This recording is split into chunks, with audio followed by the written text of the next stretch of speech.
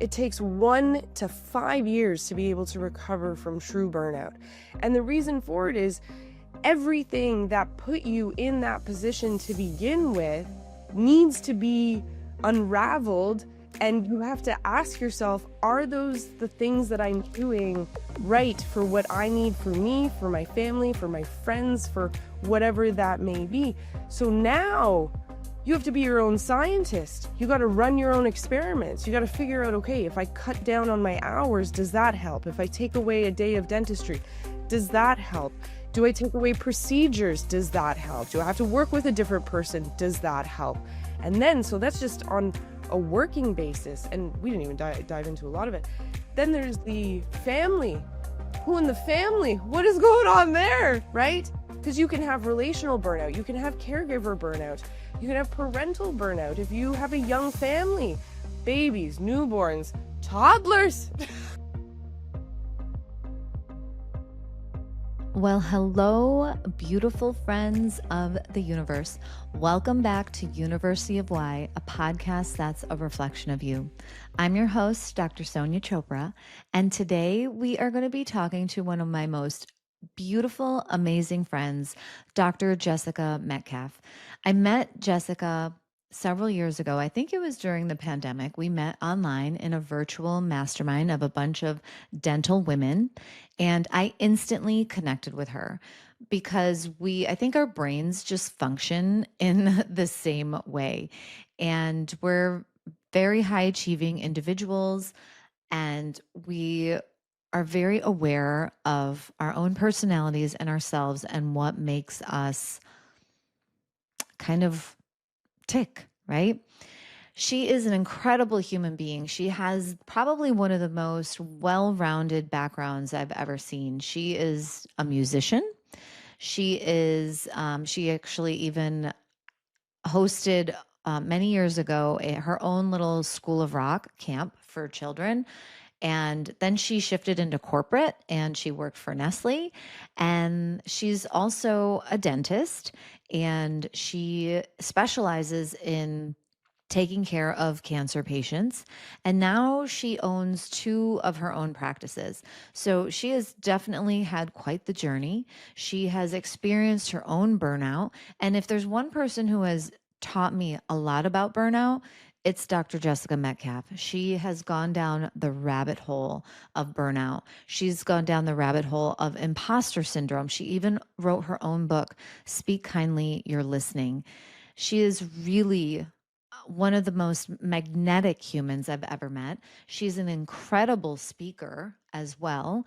I actually witnessed her speech that she made for Dentistry's Got Talent a few years ago, and I was floored. It was truly beautiful to listen to her speak. So she has also created a coaching business and a consulting business. She both coaches dentists through burnout. She also helps corporate companies and high achieving individuals through their burnout.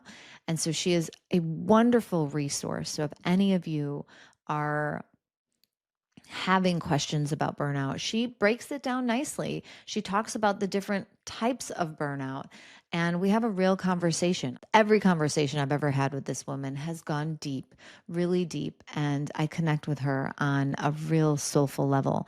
So without further ado, I want to introduce to you my beautiful friend, Dr. Jessica Metcalfe. All right, so today we have my beautiful friend, Dr. Jessica Metcalfe, with us, and I'm so happy you're here with me today, Jessica. Thanks so much for having me. I am truly inspired by you. And so the fact that we get to have these conversations for others to hear, I think is so important. So thank you again. Oh, you're so welcome. And I think from the moment I met you, I was instantly attracted to you. Like, just your whole vibration, your whole frequency, everything that you've ever shared in any one of our groups. So just so people know, you and I met in a little mastermind called the Creative Collective. And from there, we just kind of grew together. I invited you to speak at a Women in Endo event, and then I was so lucky enough to get to experience you in person. And we've continued to do webinars together and just share your knowledge with the rest of the world. And it's just so beautiful to have you here. So again, thank you so much. Oh, yeah, it's good. Yeah. Our journey has just been just because meeting in the middle of COVID, meeting people online, then getting to that in person, Yes. and it's been a journey, that is for sure. Well, tell everybody a little bit about yourself. I find you to be one of the most well-rounded human beings I've ever met. You were a musician, you are a dentist for cancer care patients, and then you're an incredible speaker. You talk a lot about burnout and culture and all the important things that go into running a practice or even running any sort of business.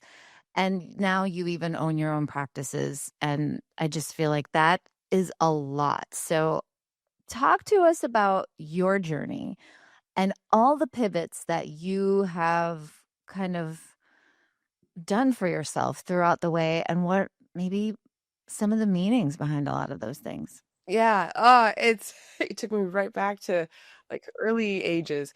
I mean, a part of all of the things that I've done are out of interest, out of necessity, out of challenging myself. And I think at times as humans, we can get stuck in, okay, do this, become this, and then that's it. And don't get me wrong, I was stuck in that for a very long time when it came to dentistry because at the age of 14, I decided I was going to become a dentist and I put on horse blinders and I did what I needed to do to be able to get there. So there was always in the back of my mind, make sure you do extracurriculars, make sure you get high grades, make sure you're doing research, make sure all of the things to kind of check the boxes to be able to get into dentistry. But what I really appreciated along the way is just my interests outside. So from being a musician to owning a rock and roll music school at age 18 to then working for Nestle ice Cool. cream. Yeah, it's funny because anytime I drop that, people are like, what did you do?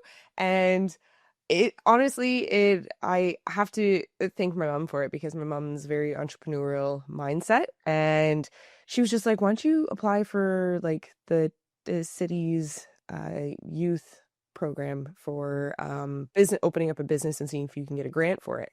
And that year I was the youngest, and it wasn't youth; it was essentially I was the youngest at 18, and it went all the way up into mid 20s, and you were given a grant to be able to start your business. And so if you watch the movie Wow. School Rock, yeah, if you watch the movie School Rock, it was based off of movie School Rock. We ran summer camp programs for ages 8 to 16. I taught from lyrical to instrumental to coming up with CD covers at the time, and then their rock outfits that they would put together. And then at the end of the 8-week program, they would put on a showcase for their family and friends with all of the music that they had learned. So they got to put on a true concert. And I did that for a number of years. But again, because of those horse binders, I knew I wanted to become a dentist. So started to shift a little bit in what that looked like. I was a territory manager for Nestle ice cream. I worked at a university doing summer academic orientation. So like literally the information. And I think that this is why now I do what I do when it comes to speaking and consulting and helping other businesses, because I feel as if the information that I have developed over the years is so robust and not so specific. And then for some of us, we just love to dive deeper and we love school. And maybe we aren't in school, but we go and we learn and we learn and we learn. And there was a conference that I was at where I was speaking on my 3 C's framework, which is confidence, communication, and culture. And one of the audience members came up to me on break and said, I sent a screenshot of your information to one of my friends. She's a psychologist. And she asked if you were a psychologist. And I responded with, no, she's a general dentist. And I said, that's not the first time I've heard that before. And it's, again, when I fall in love with something and when I want to be able to help and figure something out, I am going into all of the depths and like darknesses of the research and the textbooks and hearing anecdotal and bringing that all together, which brings us to today of owning my offices and speaking on how to have difficult conversations. So from the small talks to the tough talks to imposter syndrome, perfectionism, and burnout, and actually how that connection comes together, because everyone tends to talk about it in very siloed Little situations. silos. Yeah, but at the end of the day, what the research has shown is that they are very much interconnected. And if we know that, then we can actually make the necessary changes in order to step back into clinic with maybe less disdain and maybe finding a little bit of enjoyment, or deciding it's time to walk away, or giving yourself the permission that you actually do have many other skills wrapped up that you have learned over the years, and that you're not just one thing and one thing only when you walk into a room of other people and say, oh, I'm a dentist, and just like it just waterfalls drops off there and that's it. So Right. I mean, all of your experiences kind of make you a different kind of dentist. I just think listening to your story and then thinking back to when I was younger, I grew up working my dad's restaurant and I was the front of the house. yeah. And that's where like I got my customer service. And so I love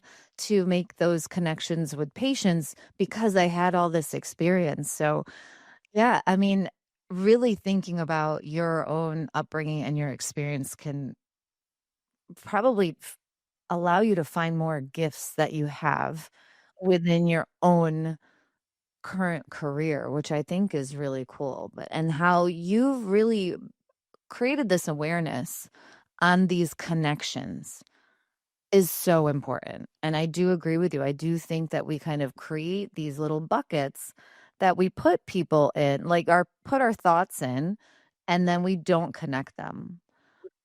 Yeah, I mean that's super powerful if you ask me. So I would love to talk more about that connection. Okay, let's do it.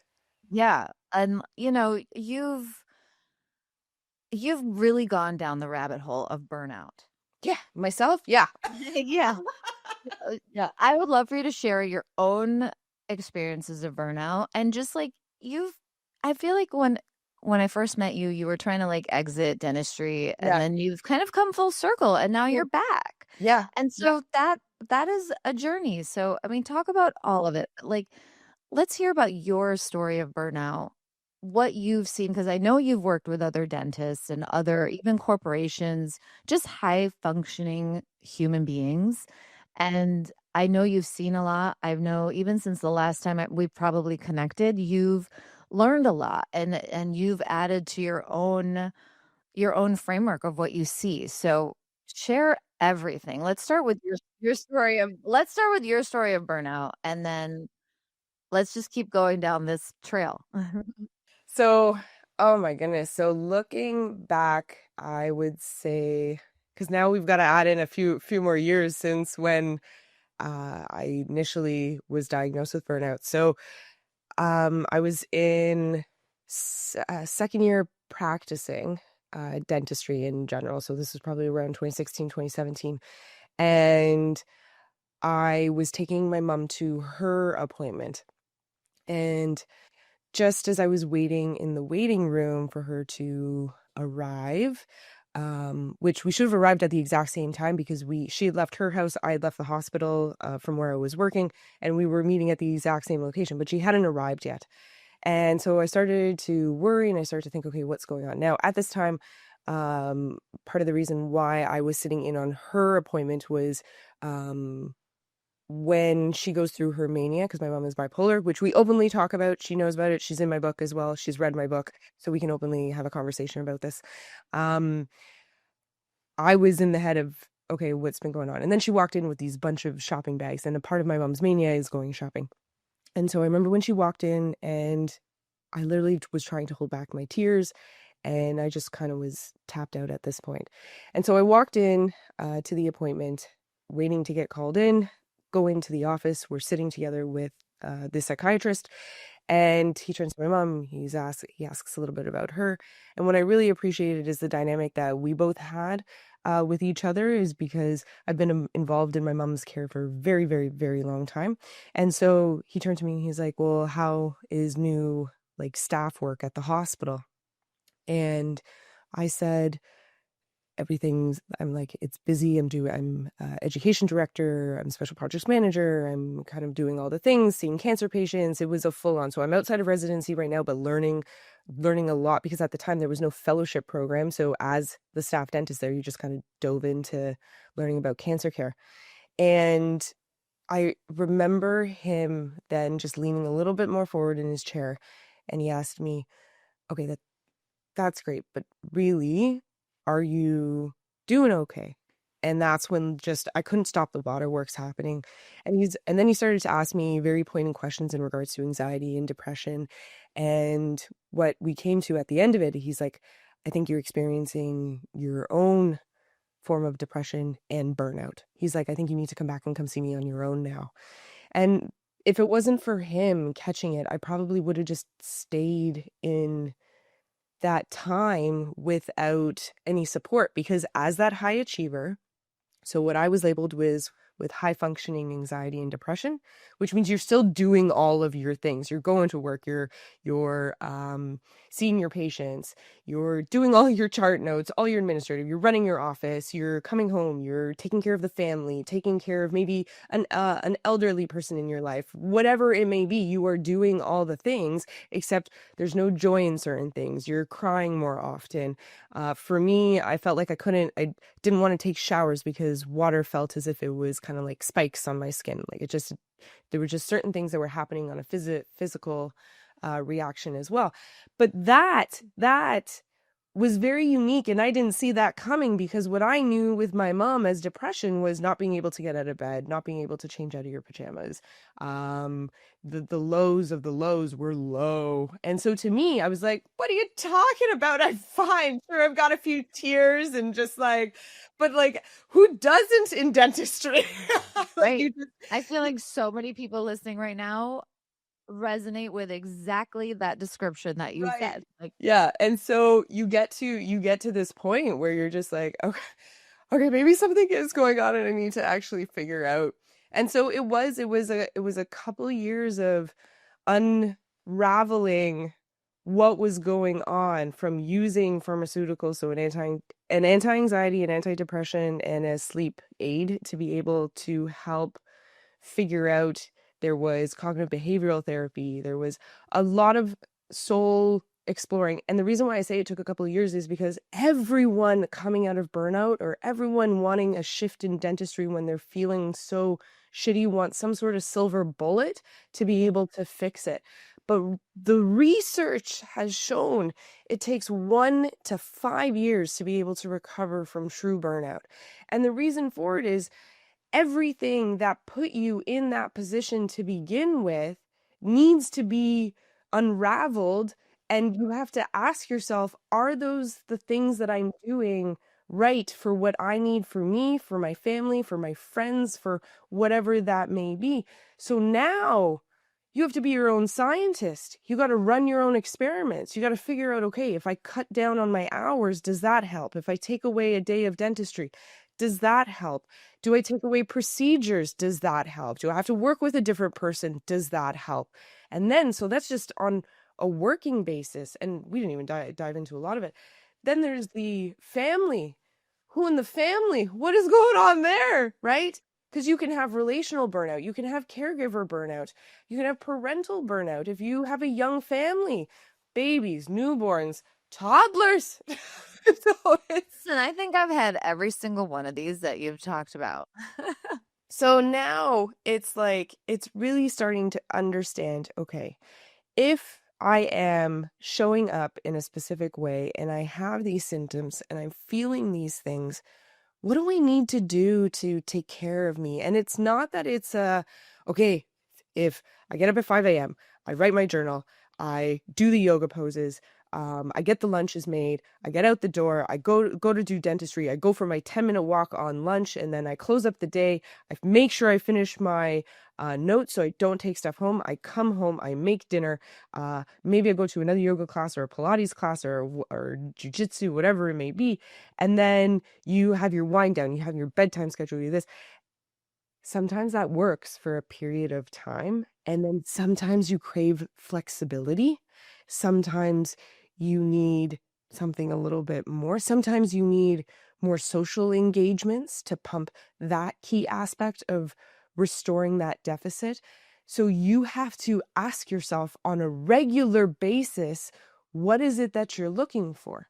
And so when you brought up me stepping away from dentistry, part of that was I wanted to really grow my speaking. And I thought, I can't be in certain places and be practicing dentistry at the exact same time. There's only so many hours in a day. So I felt like I became like I was an actress trying to get my roles and like making sure I was building my skills, because for me, when it comes to building skills, it's not just kind of one thing here and maybe one thing over here. I dive into it and I'm like, okay, I got to build this up. I'm going to build this up well. So now I've got a foundation, and it's a hard, solid foundation, and then I can grow from there. And that then grew into the coaching and then more of the consulting stuff. And let's clarify coaching versus consulting. Coaching, I find I tend to do more on a one-on-one basis. Consulting is when I'm brought into a bigger business and they need a bit more help overall. And then it's me giving them the tools. And if I'm not necessarily the person that carries them through it, they've been taught on what those tools are, and then they carry it through afterwards. And so doing all of those things, I needed to make sure I understood the business side of things, because again, having been in dentistry or wanting dentistry since 14, then started working in dentistry as the front desk as SteriTech from 15 to 20, and then becoming an associate and then being part owner. I had seen all the rules. I knew dentistry in and out when it came to buying the business, to what didn't work, to what did work and stuff, because I'd been in it for so many years. And now I was looking at, okay, I got to explore something outside of just the usual. And now coming full circle back around, I'm back up to 4 days of dentistry. And now you own, right? You I own own your two. practice? Yeah, I own a portion. I own a portion of one, and then I own a clinic where I live here. I co-own a clinic where I live currently. And yeah, dentistry is one of those things where I think it's just always going to be there. I am not ready to let it go. And some people are ready to fully step away, and I applaud them for it. But for me, it's something that tickles my brain. It scratches my brain in the right way. And let me explain this. On days where I'm at home doing consulting and I'm on my own and I'm getting work done, that is one type of focus. I can't do that 5 days a week. I need that. So usually I have 4 hygienists running, and then I'm a single dentist, and I need that stimulation, that like literally that is what my brain craves, where I want to be multitasking and I want to be problem solving on the go and I want to be doing a million different things. And you better believe I'm actually the person who, when there is a little bit of downtime, I'm doing the business side of it as well. And that works for me. Some people, and the people that I've talked to, you block off that business time and you make sure that that business time exists. So then if you are single focused and do clinical and need to do business separately, that's totally fine as well. We all work differently. Find what works for you. And then, so take the pieces that everyone else, don't judge yourself because someone is doing it differently. Take those pieces and then bring it together. So talking about, yeah.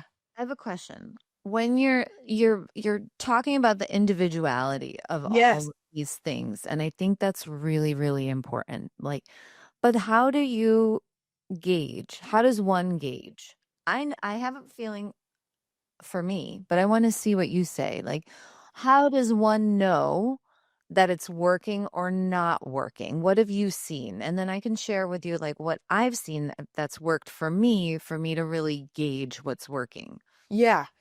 So to gauge what's working, you have to actually try it out for a period of time. That's like number one. If you just do it once and then say, "Well, it just didn't work at all. It worked for Sonia and Jessica, but it didn't work for me." Okay, well, you tried it once, right? Like you didn't just do one root canal and then give up, right? Or you didn't do one extraction and then give up. Okay, so what worked for me when it comes to dentistry is making sure I have strict boundaries around when I start my day, when I end my day, and what happens during that day. And then how I know it's working is, what am I carrying home at the end of the day? What is keeping me up at night? What stops me from going to events or canceling plans last minute? Yeah. That's Yeah, a good gauge. yeah, I that's a like good gauge. that. Because if I've had a really, really, really crappy day and all of a sudden I Mhm. cancel hanging out with friends, Yep. um, I know that something transpired during that day. But then is this happening on a more repeat basis, or is this a one-off and I'm truly exhausted? So Um, yeah, you're paying attention to what is showing up in your body, like how you are feeling, yeah, whether it's fatigue, exhaustion, excitement. You're just checking in with yourself 100%. physically. Is Yeah. that what it is? Because that's what it is for me. Yeah, 100% it's checking in with you physically. You because being that high achiever. So let's go back to that, being a high functioning individual who experiences anxiety, depression, or burnout. You can convince yourself otherwise. Like, there is a reason why you got through dental school. There's a reason why you pushed through residency, right? On no sleep, on not great food, probably, right? You push through signs and symptoms of what your body was telling you. And so now, sure, I can still push through certain things, but there is more of an awareness, which is taking years.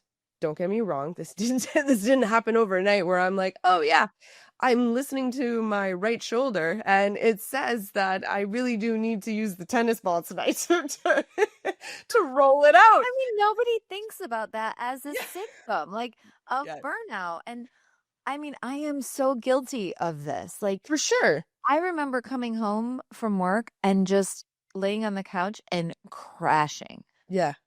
and I'm like, "What is it? What did I do?" But I just absorb all of that energy all day long, Yeah. and I didn't get it, and I still, like, even after, like, you're saying that it takes years to Mhm. kind of unravel all of this all of this stuff, and Yeah. whether it's personal or professional, it takes time, and I still what didn't have the awareness of it until I was, like, 5 years thinking about it, Yeah. and now I'm like, "Oh, like, my body really can't handle that much dentistry." Right. So Yeah. I'm gonna share something because I just received this text. I won't share who it's from because it's a client of mine who I've worked with for 3 years, and I just received this message on a couple of days ago, and I am so grateful because there are times, and this goes to when we need to take a moment when patients comment and congratulate or acknowledge us at times, because those are the ones that we just go fleeting by. It's always the complaints or whatever that end up hanging over our head. So take a moment. So this is one of those moments where, like, I screenshotted and, like, listening to our bodies and what that looks like, because that is a part of when I come in to coach, where people used to think that this is the fluff and the woo woo. And it's just like, okay, well, this is science. Science, your stomach's screaming at you because you've got GERD and acid reflux and, like, your throat's on fire. So maybe just have something in your tummy before you have your 3 cups of coffee. Like, anyway, so just wanted to tell you that I'm the happiest I've ever been in a long time, and to thank you for helping me get to this place. I can't thank you enough for helping and guiding me through the last few challenging and difficult years. You are an amazing and inspiring woman. I Like, just my heart just I know. exploded. And I was like, and you know what I'm grateful for? That they chose me to be a part of their journey to help them through it. Mm, I hope you really let that land. Like, receive that fully because that's actually how I have always witnessed you with that. Like, I know you help everybody that you touch, and I want you to just take a moment and just really feel what you just read to me because that is beautiful. Thank you. You're welcome. Oh, thank you. When we pay attention to this, when we don't just brush off like a hard day, like why was it hard? Pay attention. What was it? Did you have too many patients? Was it drama in the office? Was it maybe your kids were texting you while you were at work? This was my day yesterday, by the way. Um, Yeah. but I have this awareness like, okay, like I just took a breath and like my assistant came to me. She's like, okay, start time is in 4 minutes. I'm like, okay, I'm going to take those full 4 minutes. She's like, you should. I'm not going to go there and start 4 minutes early. I'm actually going to take 4 minutes at my desk to just decompress and breathe Mhm. because I'm just acknowledging that I am having a hard day. Maybe my cases aren't going perfect. Maybe I had a upset patient because I took too long or whatever it may be. I'm like just having these conversations with myself and being kind to myself, which we're going to talk about your book too, because I'm staring at it in your background. And like, I have to start talking to myself differently because I am listening and my own words and my own voice can calm me down. And that's how my days are different now. I don't have to, just keep going in the hustle. I can take those 4 minutes, take a breath, reset my nervous system, and then go and encounter my patient, and in a more loving way that now I'm showing up in a different frequency and a different vibration. And now my patient feels that. And now my patient responds to me in a completely different energy themselves. And then the whole day, like, but we just got to take a minute. Yeah. Yeah. Yeah. Taking those moments are hard, and I'm guilty of it too because I'm someone that is just a go, go, go person to begin with. Um, and so yeah, what I've started to do now is in those moments where I'm like, okay, is this chunk of time worth me responding to that email, doing those things, da, da, da, da, right? Where you're kind of getting pulled. Because at the same time, research does show that truly we can't multitask as human beings in order to code switch. It takes you time and more brain energy to be able to go from one task to another task. And so I actively and consciously am aware of, okay, should I use this time like that? Or should I just take a deep breath? And it is, and it's the high achiever in all of us is always like, well, there's always something to do, so I might as well just check that one thing off my list, or can Yeah. I do this? And maybe it's not a deep breath. For me, it's truly actually making sure that I take care of my shoulder.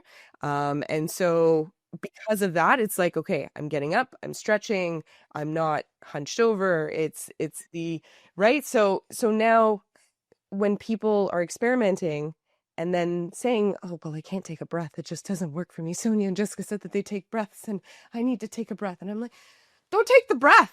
Just figure Just out snap in your chair. Like, figure out what it is. Maybe you bring up a Sudoku and you're doing it. And we're just talking about moments in clinic, right? This is like, this is very selective at this point. When you're outside of it, then you got to figure out that one too, right?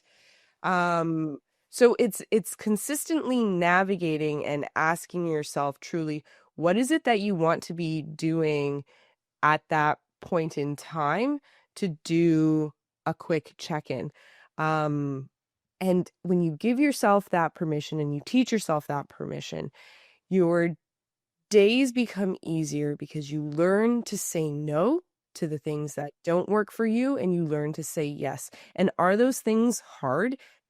100%, because being that high achiever at times, depending on, you'll likely been able to problem solve super fast, but it's the emotional hangover that gets left that you get taken away with, right?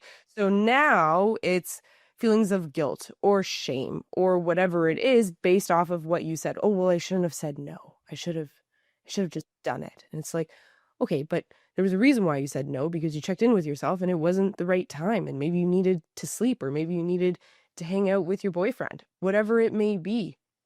So that arena, and going back to the burnout on why it takes 1 to 4 years, and even then, once you've changed a lot of the things, you have to keep asking yourself. Otherwise, just like ortho, right? If you don't wear your Essex retainers or you don't keep that lingual bar on, teeth remember, and our high achiever moments remember. That has become our our default. default. Yeah.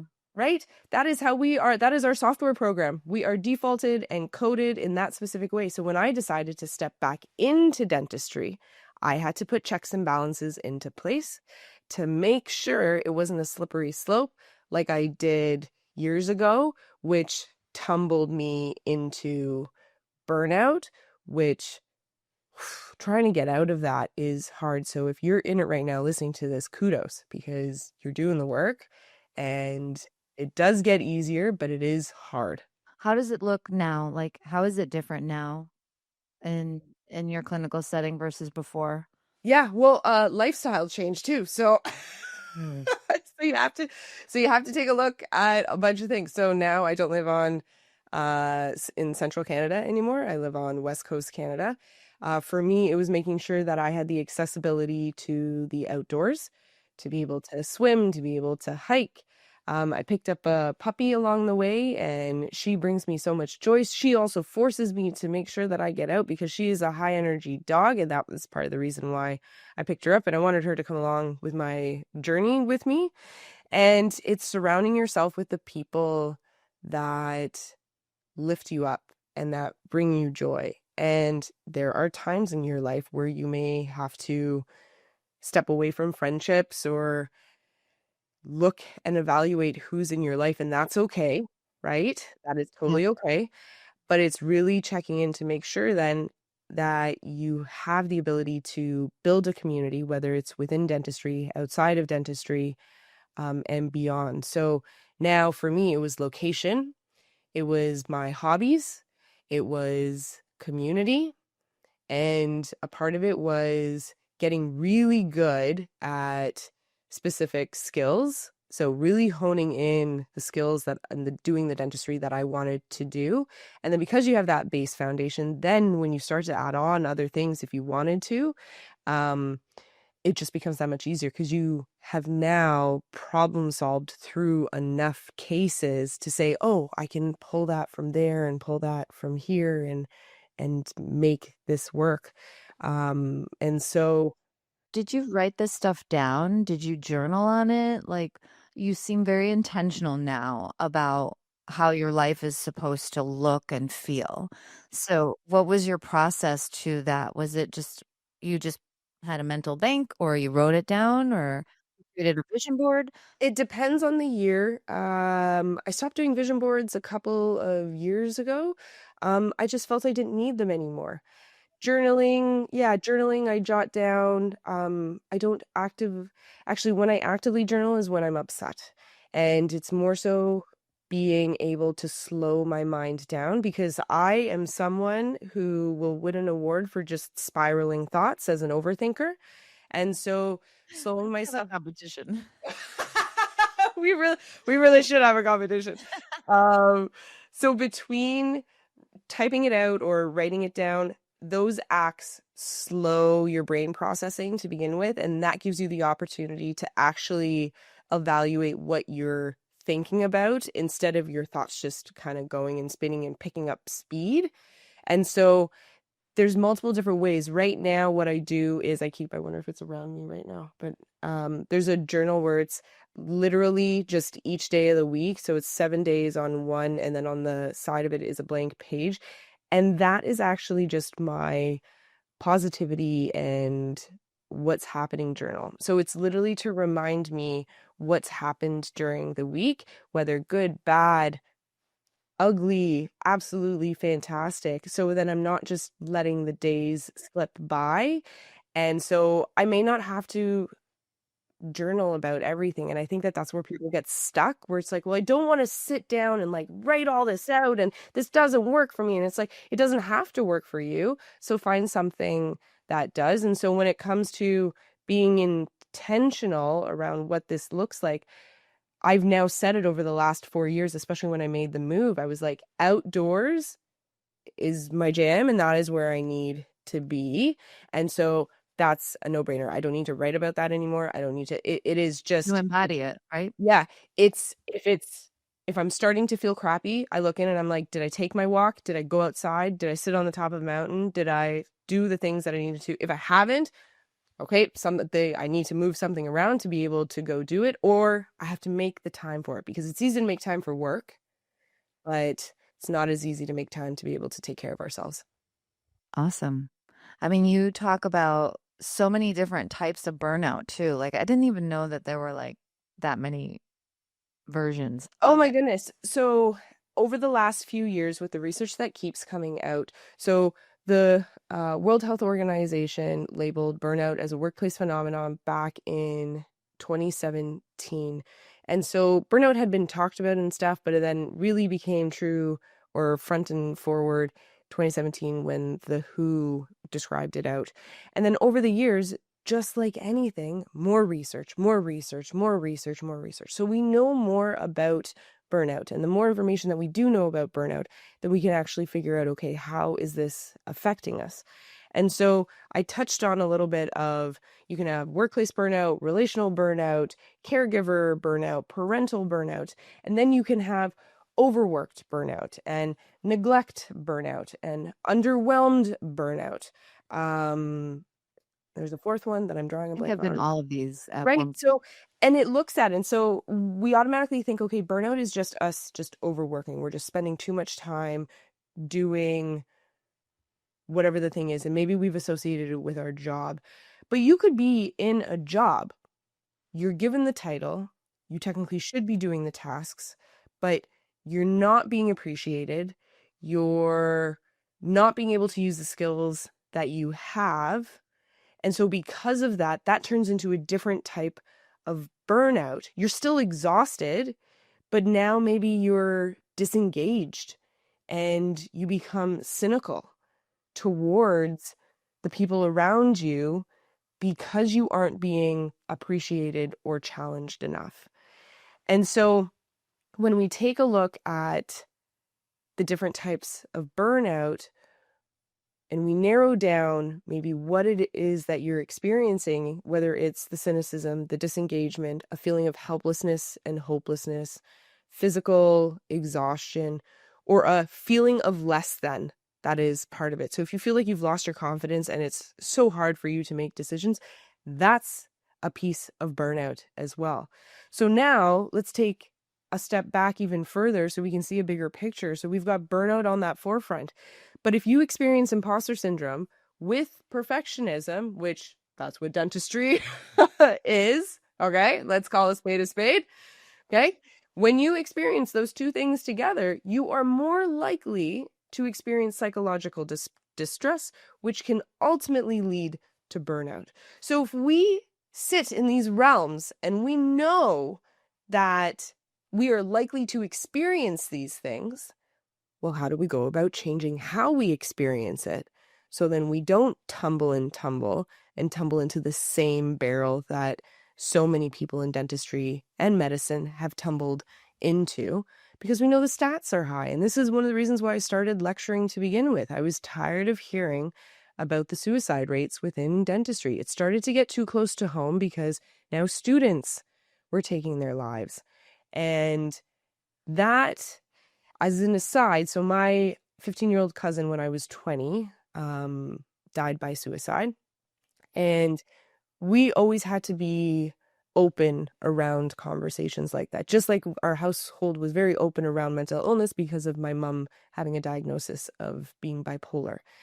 So for me, it was always easy to talk about. And yet, when it got brought up in our community, the dental community, it was almost as if it was like, hush, hush, hush, don't talk about it.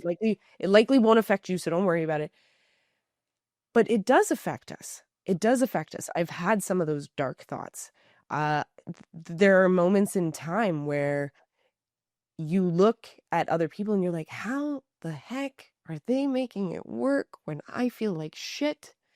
And so we need to be able to understand. So now, diving into what was going on with imposter syndrome, perfectionism, the overachieving, burnout, and then the different layers of burnout. And then COVID changes everything, right? So now we add in a different dimension of stuff. And now we add in, okay, what is patient management like in 2025?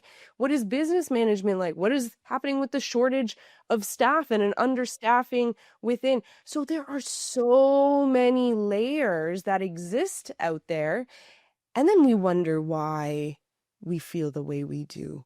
So I think it's really important that once you're navigating and understanding how you're feeling, how you're showing up, what you need to be able to take care of you, and evaluating your environment, there's also a little piece of acceptance, which, listen, me saying this right now, because I've got my own stuff going on behind this closed door.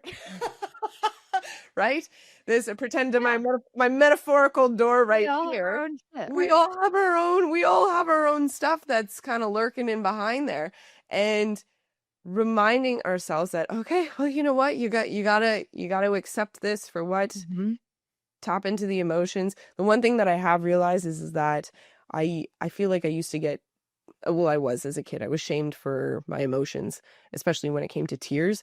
And for me in particular, and speaking to other women, it tends to be more common where when I get frustrated and angry, I am just I cry. It's my tipping point. And then that's when I know I'm like, oh, goodness, now they're going to see me as weak, and now they're going to see me as unintelligible because I can't hold my shit together and stuff. So there are days where I make sure I come home and I cry it out like you wouldn't believe. So then that way I'm not crying You and have to let the emotion like pass through pass you. Like through. you have to Exactly. feel it Yes. and to be able to let it go, right? Yes. So, I mean, I actually really love a good cry. Oh my I love God. it. It Cathartic. makes me feel so good. Yes. And Yes. sometimes I have to let it out. Like I Yeah. don't want to be so high strung Yeah. all the time, like always like wanting to scream. Yeah. Like I need to cry it out. Yeah. I feel you. I feel you on that one. Fun fact about crying, you actually release cortisol, which is your stress hormone, in your tears. So part of the reason why you feel so cathartic afterwards is you've actually lowered your cortisol levels. I Like, need to cry every day then. Instead of taking all these supplements to like fix my adrenal fatigue and all that stuff, I'm just gonna cry every day. Work oh, on. Let's do it. yeah. Well, yes, I mean, this is such an important topic. And I think the more we talk about it, the more we bring awareness to it, the better. I mean, I've recently lost a friend to suicide. He was an endodontist. He was actually a mentor to me. Like, I don't know if I would be here without him. And this is, I don't think even patients understand how bad it is for us and how much we take on in a day. And my mom, who's a physician, doesn't really quite understand it. I'm like, yeah, but you working in a hospital, like the hospital runs without your help. Like you go in and you put their patient to sleep and like everything is running behind you. We are doing all of the things, taking care of the patients, running the facility simultaneously. That's a lot of work. It's a Mhm. lot of work. And I think everyone should acknowledge that it's a lot of work and give yourself a big shout out and a big hug because you're doing amazing. Mhm. And if you feel like you need to talk to somebody, talk to somebody. Phone a friend. Find somebody like yourself. Dr. Jessica Metcalfe can definitely help you. Are you still I coaching? do. I'm very select on who I end up taking on, making sure it's the right fit. There was a period of time where I felt I had been interviewing or working with people to make sure that we were the right fit, and I was like, I am not your person. You need to find a counselor. And so that is where I like to be very, very clear, because it's also part of the reason there was a period of time where I thought I'll go back and do my master's in psychology so I can become a counselor. And I'm like, that's actually not the realm that I want to live in. And so I'm very clear with how I come in to support individuals, and that makes it best for the both of us. So then again, you have to pick someone who fits the needs that you are looking for. If you are in an extremely deep, dark space, then I want you to go see a counselor.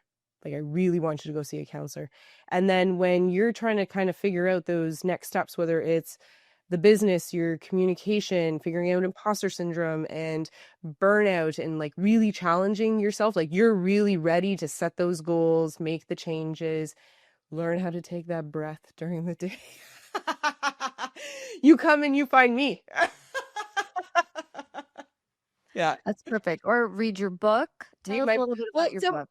So let's actually talk about the book for a second. Why did it come into being? Because as that high achiever and as that person diving into things, I was like, I need to eat up all of the information so I can help me. And so we are those people, and I get that. And I thought, okay, well, I'm not going to be able to get to everyone from a one-on-one coaching perspective or speak to everyone. So I thought, what can I do to put things together to give people the tools to get started? And so there's 4 parts in the book: imposter syndrome, perfectionism, burnout, and then darkness. And darkness kind of gets into that really inner child, dark shadow work to be able to navigate, okay, how do I then start to step into that? But it all comes together. It all connects. It builds off of one another. There's all the tools. If you don't want to buy the book, that's totally fine. You can go to www.speakkindlyyourlistening.com and all the resources are there too, to get started. And so then the thing is that you can't just read the book and expect to change. I love it when people send me messages saying that they relate to it so much. But what I would love to hear more from people is, I did this exercise and I'm doing it again. And it is helping me try to figure out, okay, why this isn't working for me. And so those exercises are there to be not just run once, run them a couple of times, do them to be able to help get yourself out of it. And so for those high achievers who are like, no, I can do it on my own, I hear you, I see you, I am one of those people. Grab the book, you can get started. And then that gives you the opportunity to then figure out, okay, where do you need to go next? Do you need to ask for help from somewhere else, or do you feel like you've figured it out and that's enough for you too? That's perfect. So where can people find you? Where can people message you after they do one of these exercises? Ooh, so they can shoot me a message, a DM on Instagram or LinkedIn, or I love getting emails from people. So, which I realize that I might be a bit of a weirdo. So you can send me a message to jm@drjessicametcalfe.com. Awesome. And we'll put all that stuff in the show notes, including a link to your book. So thank you so much for this incredible conversation. I always love speaking to you.